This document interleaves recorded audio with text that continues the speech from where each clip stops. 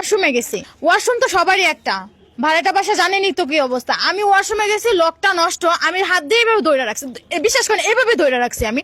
সে এসে ঠাস করে দরজা ধাক্কা দিছে, তাহলে পুরোটা দরজা খুলে যাবে না? আমি তো একটা মেয়ে মানুষ, সে ছেলে মানুষ কিভাবে ওইখানে ঢুকলো? তার কি লজ্জা শরম না? সে কি একটা কাশন দিতে বলো এভাবে করে কাশতে পারতো? আফা আমার খুব জোরে হাগা আইছিল, এমন জোরে হাগা আইছিল আমার উপর আর নিচে খালি ঘামতেছিল। বুঝছেন, এই ধান বিশ্বাস না করে আমি ভূত ধরে রাখছি। এমন অবস্থা, আমার মনে করছে হাগার চোদনে বাঁচতেছি না। আমি কি জানি সে ভিতরে রয়েছে, আর ভিতরে থাকবি সে খিল আটকা দিবি লয়।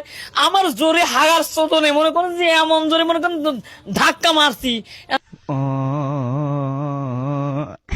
ধাক্কা খায় দেখি যে জিনিস দেখিনি কোনোদিন সে জিনিস দেখে ফেলাইছি। দেখে ফেলার পর আমি হ্যাং হয়ে গেছি। আমি হাঁকবই না দেখবো কোন পালি যাবো। গু আটকে রয়েছে, এই দেন আমাকে